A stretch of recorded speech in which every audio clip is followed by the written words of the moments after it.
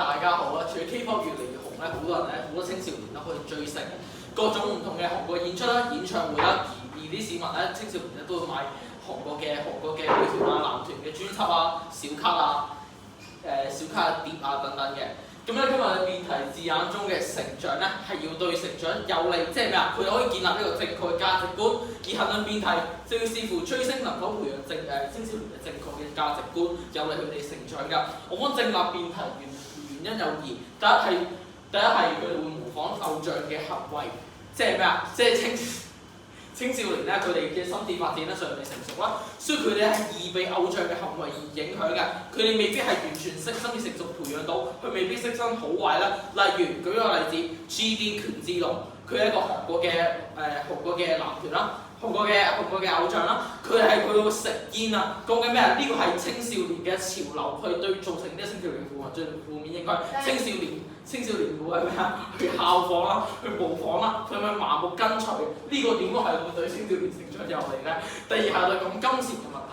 金錢問題係咩？追星啲人咧就會去盲目去追星啦，使好多錢啦，買專輯小卡。佢哋因為青少年心智發展未成熟，佢哋未識學好理財嘅管理，所以就會咩啊？佢哋繼而會買好多嘅專輯小卡啊、碟等等，從而咧去影響佢哋嘅資源金錢上面嘅分配啦。所以今日辯題絕對成立，對我。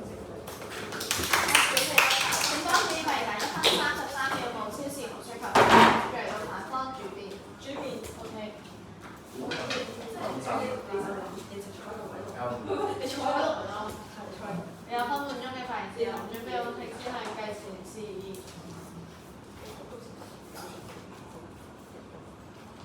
定，仲要俾大家好，有兩個草稿入方開面，有方同學話咧會模仿，會唔識分好壞，所以咧佢哋會盲目跟從，所以唔難發現咧有方對追星嘅定義咧就係會盲目咁樣模仿晒一個人嘅所有嘢，咁所以咧如果係盲目模仿嘅話，咁係咪 Taylor Swift 結婚，所以我要跟住 Taylor Swift 結婚，咁樣我先叫追星咧？所以係咪盲目模仿先等於追星咧？所以我方嘅定義下咧，追星係單純等於崇拜一個明星，但係佢所有嘅行為咧唔一定要照跟，我哋係理智咁樣追星，判斷佢嘅行為係啱定錯先去再跟。所以有方同學就話啦，我會使好多錢㗎，佢哋就會唔識學識理財嘅管理。咁問題就係咧，有方同學如果係覺得用錢咧就等於咧對青少年嘅成長係不利嘅話咧，咁我話依家我中意音樂，我會去買鋼琴，我會去買鋼琴書，我都會去俾好多錢出去。咁係咪中意音樂又對我係不利咧？甚至我中意畫畫啊，我會買唔同嘅畫具啊，咁係咪又係不利我嘅成長咧？所以問題就係青少年嘅成長咧，佢哋係處於一個咧轉變嘅階段，處於青春期啦。呢個時候咧，佢哋會更加唔中意自己嘅家庭啦，因為佢哋會可能對同家庭反而比較疏遠啦，甚至會中意一啲同朋友嘅時候啦，咁佢就更加需要一個精神嘅支柱啦。例如佢哋即使喺屋企入邊同屋企人鬧交嘅時候咧，但係偶像喺佢哋嘅隔離嗰陣時候咧，都會陪住佢哋，去俾到地方，去俾佢一個支柱嘅時候咧，佢哋就可以有個精神上嘅支持啦。第二就係佢哋可以建立到自己嘅理財處事嘅態度啦，就係學識有方同所講嘅理財管理啦。因為透過買專輯咧，佢哋就知道啦，原來買咗專輯之後，我可能就會冇錢去做唔同其他嘢啦。因為如果有方同學咧，單純因為覺得佢哋咧買專輯會用咗佢哋啲錢，所以佢哋唔識學理財管理，會胡亂咁揮霍嘅話，咁即係佢哋就唔應該追星嘅話咧，咁嘅話幾時佢哋先會學識呢個理財管理咧？係咪去到佢哋大個都係唔識學理財管理啊？咁嘅話係咪就係以後佢哋都成世都唔應該追星咧？多謝大家。反方主邊有冇1分無超時無需求分，再嚟到正方負邊嘅1分半嘅發言時間，準備好停先係計時示意。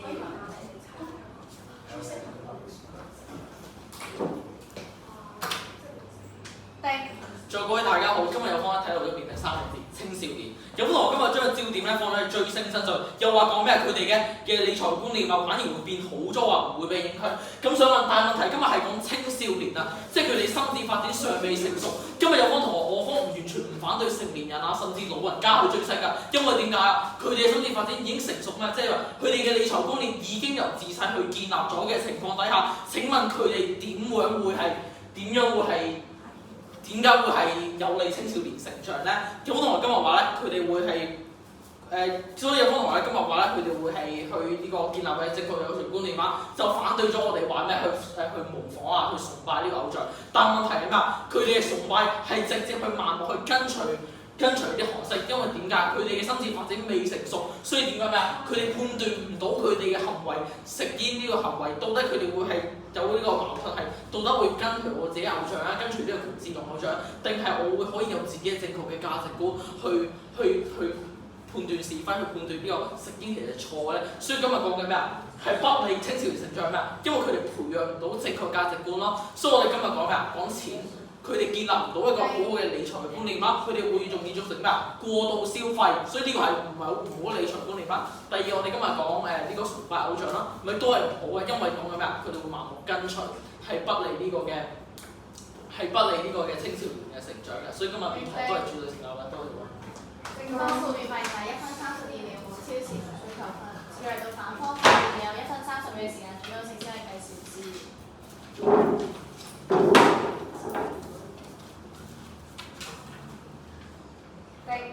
各位大家好，頭先有方一直喺度強調話青少年嘅心智上未成熟啦。咁我想問你，你都係青少年啦，咁你心智都未成熟。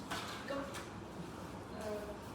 係咪咁追星係咪有一個固定嘅定義，就係話青少年就係會盲目跟隨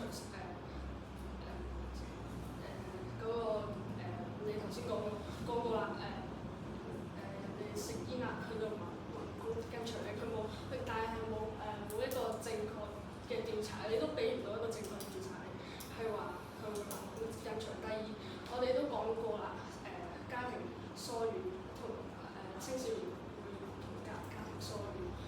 咁我想問呢個係咪一個溝題？係咪有個溝題？家庭疏遠。喺講翻理財管理方面，係都係反方轉變，亦都講過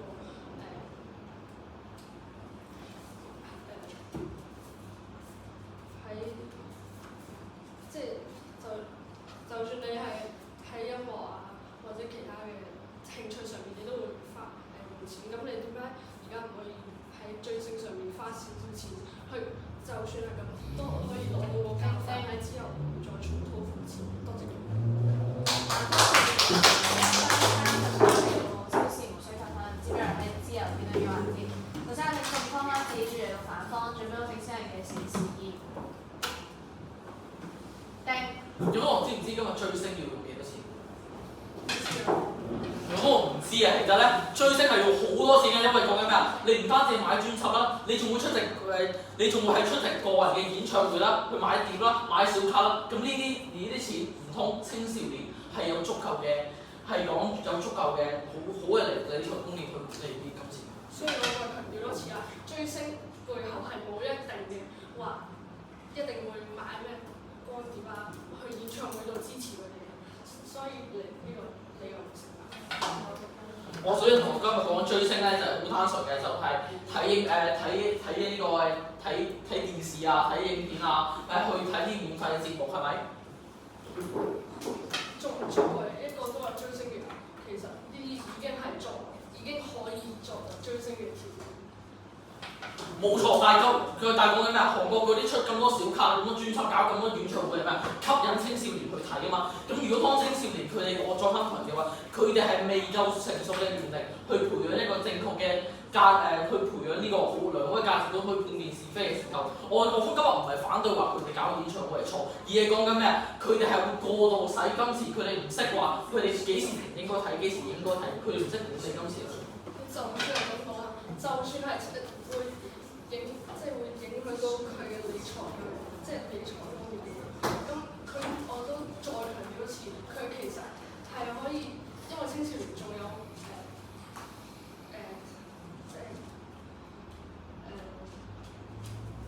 失敗嘅空間俾佢。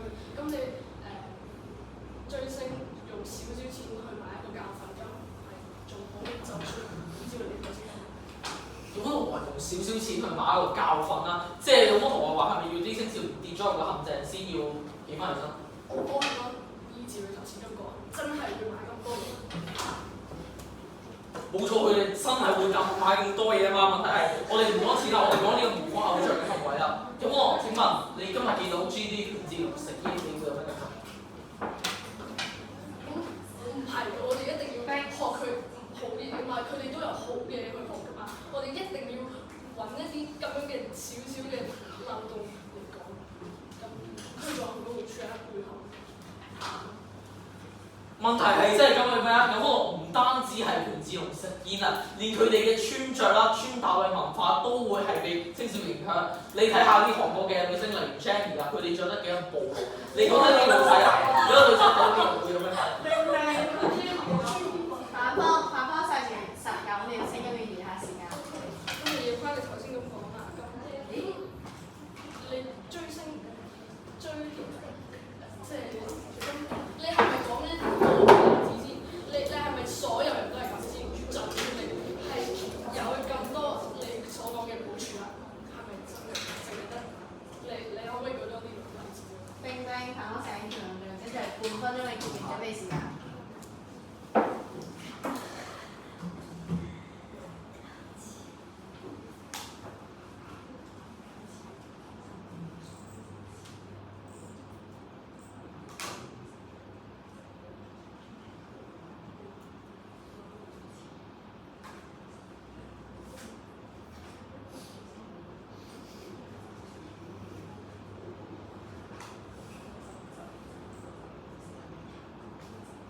冰冰，結辯準備時間結束，接住嚟到反方結辯1分30秒時間，準備好請先係嘅前事。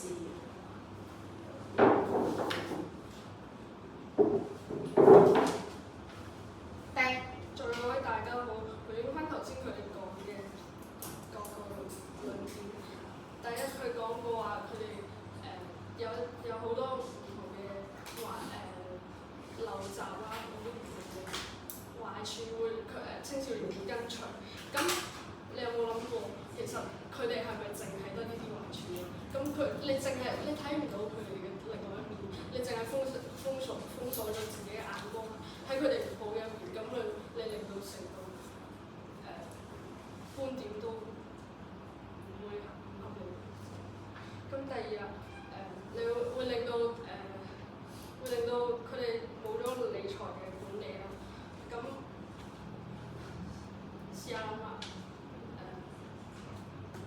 我就算我喺呢啲時間10幾歲嘅時候，冇咗一啲錢，就算好似佢咁講，花費好多錢喺演唱會啊嗰啲上面，咁我想問之後揾錢嘅機會唔係仲有喺度咩？你喺青少年冇咗嘅錢，其實喺後面仲可以將求補住離開翻佢陷入嘅少少嘅挫折上面。多謝。反方結辯需求分，接住嚟到正方結辯，你有1分半鐘嘅發言時間，準備好請先係嘅前事。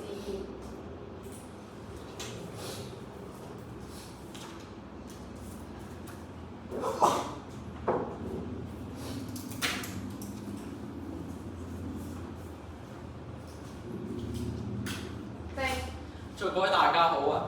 就喺上個禮拜咧，2025年媽媽頒獎典禮咧，就喺啟德體育園舉辦啦。好多粉絲咧都會支持自己嘅偶像啦。咁呢種狂熱嘅氣氛咧，令我覺得而家香港嘅追星熱潮真係好勁啊！勁到去邊咧？勁到去不理青少年成長。咁點解咧？你歸納成場自由辯論咧，其實我都講唔出咧，點解追星咧係有利青少年成長嘅？相反，當我方講咧，佢哋會盲目模仿偶像嘅行為啊，佢哋會係冇呢個理財嘅觀念啊。有方就話呢啲嘅弊處咧，其實原來我方咧就忽略咗佢哋嘅好處喎。但我方今日唔係忽略咗好處啊，我哋講緊權志龍、Lisa、Blackpink 啊呢啲，全部都推行咗咩啊？呢個話係有一個努力係重新嘅音樂嘅文化嘛，都有努力創作啦，亦都可以鼓勵到青少年嘅。但問題啫嘛，今日嘅唔係就係話你鼓勵咗青少年就有利青少年成長噶嘛。我哋今日睇入邊嘅弊處，即係咩啊？佢一有弊處就已經係對青少年嘅成長造成一個負面影響啦。正面嘅嘢冇錯啊，青少年係吸收到啦，但係同時嘅負面嘅影響亦都會負面咁影響佢哋嘛。今日講咩啊？我再三重申啦 ，GD 食煙。Lisa 著得好暴露，咁所以唔通有方同學，你覺得你啲青少年見到呢啲嘅，佢會有咩反應咧？再講，所以講咩啊？所以講媽媽頒獎典禮就係講，而家咧香港追星熱潮真係好犀利，我哋希望希望青少年喺追星之餘咧，亦都可以學好自己嘅理財觀念啦，亦都可以借此培養正確價值觀。所以咧，唔好追星啦，算啦，拜拜。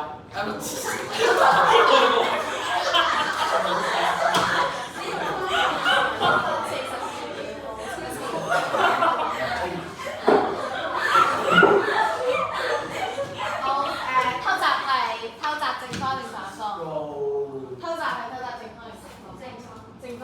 好，偷襲正方即係你係反方啦，咁你出去即係偷襲 window，出去坐。出去坐。係收到邊個啊？OK。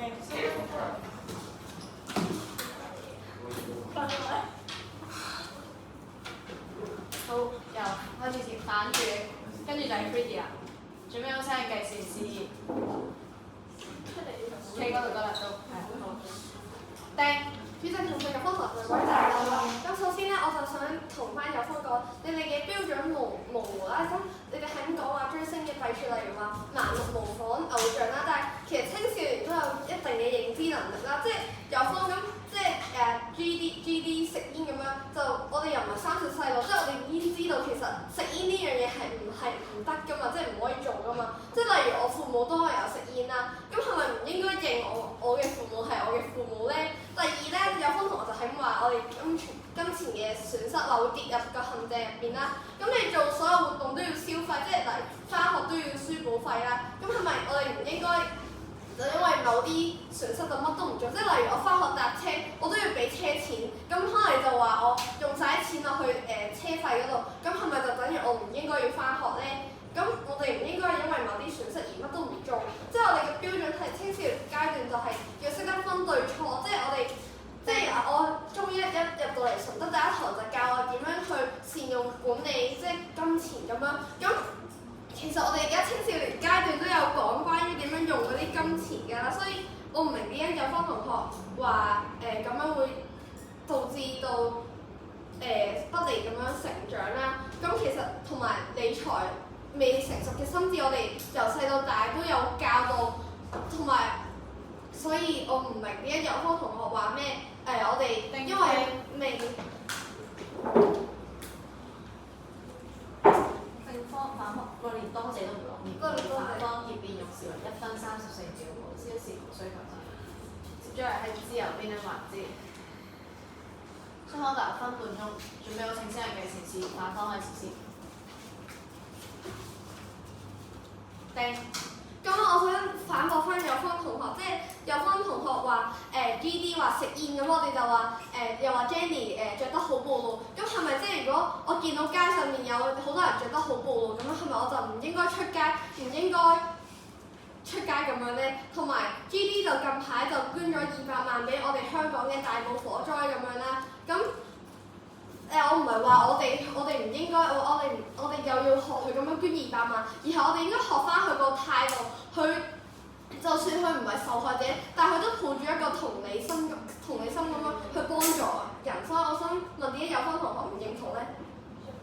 好簡單，比較利弊嘅。有個同學今日食煙啊，咁啊青少年咧咪會模仿去食煙咯。有個同學今日話有一定嘅認知能力嘅青少年，但係唔高嘛，因為青少年仲學緊點樣去認知，點樣去培養正確價值觀啊。請問有個同學佢一學緊培養價值觀嘅過程，佢見到佢呢啲咁差嘅，佢會係咪對我會？但係食煙呢啲已經係由細到大你自己基本嘅常識嚟㗎喎。哦，如果有可能我啱啱出世就知道唔應該食煙㗎。但係你唔會一出世你就會追星㗎嘛？所以我同學今日講咗車費做秘訣啦，車費係幾多錢啊？2蚊。但係今日講咩啊？買小卡幾多錢啊？至少起碼一張都50蚊啦。今日睇演唱會幾多錢啊？起碼一張飛都成1000蚊啊！請問有可能咁樣嘅事，青少年點樣管理？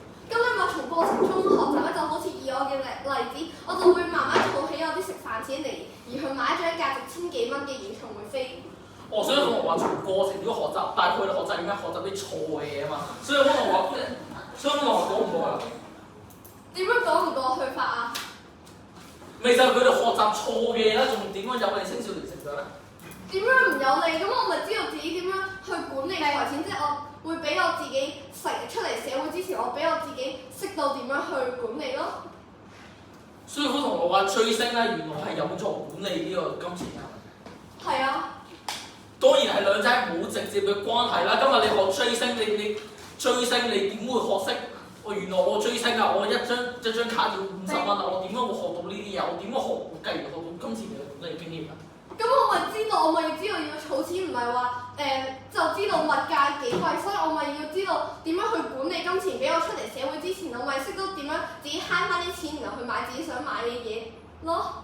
咁點解要係由追星去培養佢咧？因為我講金錢理財管理，食飯儲蓄啊，平時搭車開支使費啊，咁我呢啲學唔到金錢管理咧，點解一定要係借由追星呢個？咁你啱啱講話追星會影響到金錢管理，我咪同翻你講咯。但我同我係論證嘅金錢係管理，佢係追星係有利嘛，但我方係講緊咩啊？冇利啊嘛，所以同我今日你講嘅有利係完全唔成立㗎。再嚟講，再嚟講模仿偶像嘅行為，模仿偶像行為啊！正方時間強嘅反方向要讀了清嗰邊餘下時間，主要正先係嘅前事業。所以總結成場咧，咁有一個目標，即係例如我話想買嗰張小卡，咁我就會有動力去儲錢方法，咁就可以做一個簡單嘅時間已經全部用盡，只不過係半分鐘嘅結辯準備時間。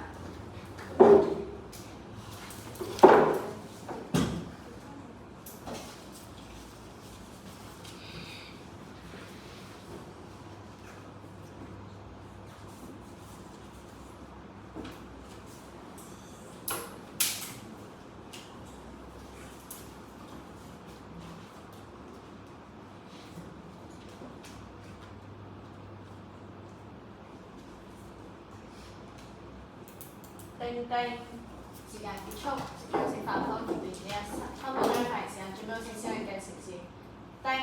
仲各位大家好，咁總結翻成場啦。咁其實我自己亦不嬲係有追開星，咁我中意Seraphin啦。咁我就透過字單入邊，即係我就學識咗，即係有方同學係咁話不利啦。咁我單就係之前係一個專業嘅芭蕾舞員，但係因為佢因為想做一個 K-pop 嘅團，所以而放棄咗自己，跳出去自己嘅舒適圈啦。咁我就學識咗，即係我哋唔係所有嘢都要跟住自己條路去行，即係有時可以學翻佢嗰個努力不懈嘅態度。因為佢一開始唱歌都係咁俾人鬧啦，但係佢自己就透過自己嘅努力不斷去改善，咁樣就令到我學識咗，即係我哋要學翻佢咁嘅態度，即係做乜嘢都要咁樣啦。咁其實呢啲嘢係好明顯係可以幫助到青少年而家嘅成長，即係而家好多青少年就因為成日都覺得自己唔得就放棄咗自己。咁我覺得我哋如果當佢學咗呢啲嘢就可以知道啦。咁有班同學一直係咁話呢啲就係咁食煙嗰啲，我哋就去學啦。咁呢啲其實都係好基本嘅常識啦。同埋佢捐咗200萬俾香港大埔改裝，咁即係唔通呢啲我哋就係唔可以學嘅咁樣？咁所以其實有班同學又話金錢管理咧，即係話好貴啊，演唱會飛嗰啲。咁當我哋有個目標嘅話，我哋就可能有動力去儲錢啦。即係例如我自己就知道我要努力啲讀書，咁跟住就可能阿爸就俾多啲零用錢我，咁我就努力儲錢係咯。大方結辯成1分34秒，無超時無9分，之嚟到正方結辯你有1分半嘅時間，準備正先嘅前事業。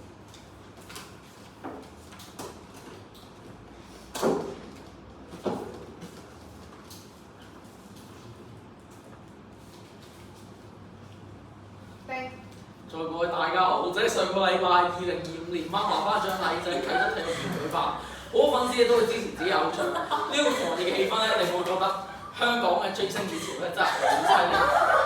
但係今日我哋講追星並不利青少年成長啊，係歸納成場自由辯論，有方都係講唔出點解追星係有利青少年成長。有方同學講咗好多話咩GD 啊，捐錢俾大埔火災啊，冇錯係好啊，係可以培養到青少年嘅良好嘅態度啊。但問題係點解呢啲態度一定要喺追星呢個行為做先？我今日去睇名人勵志嘅故事，去睇好多足球員，佢哋都可以好勵志㗎，佢哋都會建立一個正確嘅人生態度㗎。但係我哋反而咩啊？追星係有額外嘅行為啊嘛，佢會帶嚟負面嘅效果啊嘛。我講再三重申啊，今日嘅有方同學都係回應唔到點解我講點解係金錢係對。即係佢會建立一個差嘅理財觀念啦，同埋佢哋會負面影響嘅呢個嘅模仿嘅風氣啦，所以好多同學都係講唔出嘅。咁同學咧今日用咗好多必須嘅嘢嚟去講呢個追星呢個額外嘅行為，例如講咩？佢哋講車費2蚊，有好多同學話車費2蚊，同樣都要使錢㗎。咁但係問題係嘛？車費你每日係必須嘅，咪你瞓唔翻學㗎嘛？但係問題係乜？今日追星額外嘅行為，佢會帶嚟額外嘅，佢帶額外嘅反效果嘛。所以今日咧，通同大家講額外咧，講唔過去啦。多謝。點關於就1分28個小時嘅評論。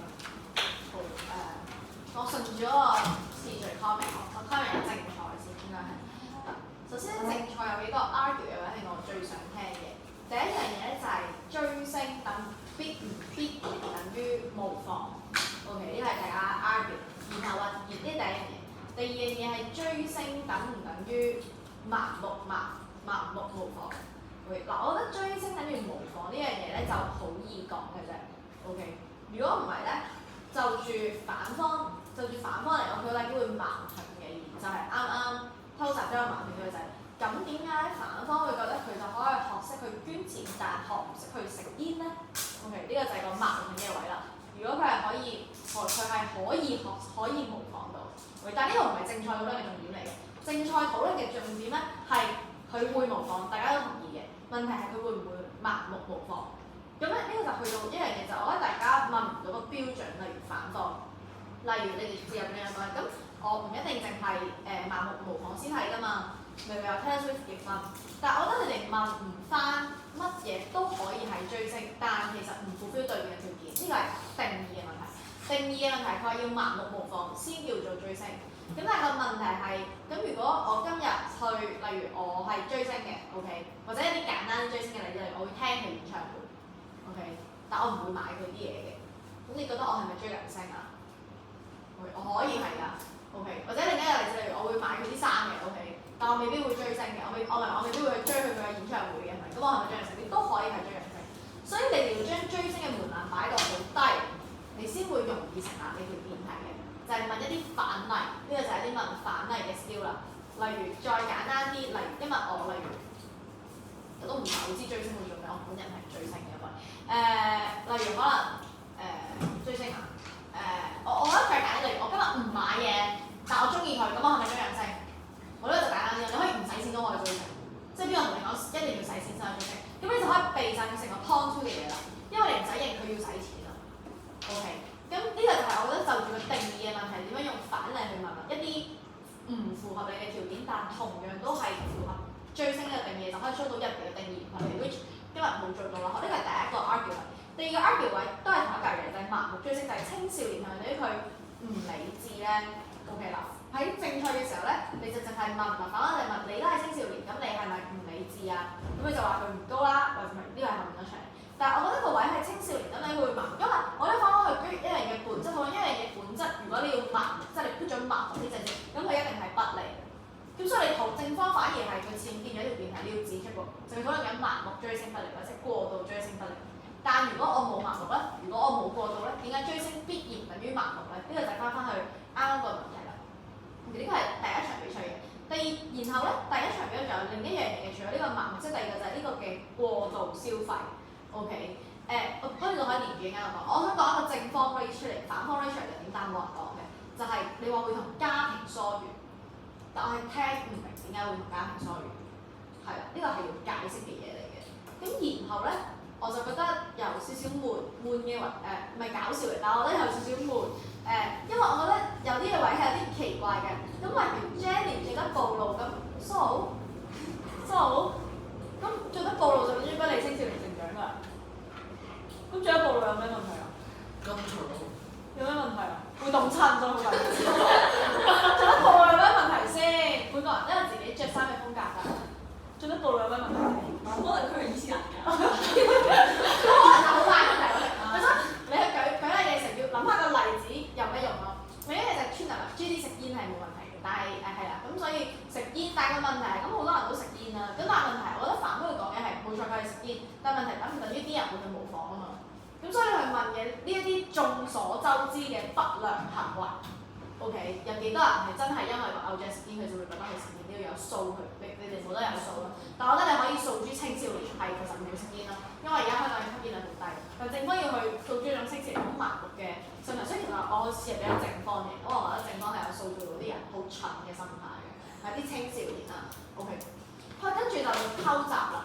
偷襲有幾樣嘢我想講嘅。第一樣嘢咧就係、使錢，呢、個大家討論咗好多。因為咧跟住就會牽涉到係咪消費就等於會不利啊？跟住就係咁係咪只要係消費就冇不利？咁呢一個討論咧係好表層嘅討論，因為你係冇講到評判聽到底咩有利咩冇利嘅。例如係咁，例如 OK， 我使2蚊雞咁都係使錢啦，咁使錢有冇問題啊？咁同你哋咁我使100萬咁都係使錢嘅喎，咁你覺得個青少年無啦啦使咗100萬有冇問題？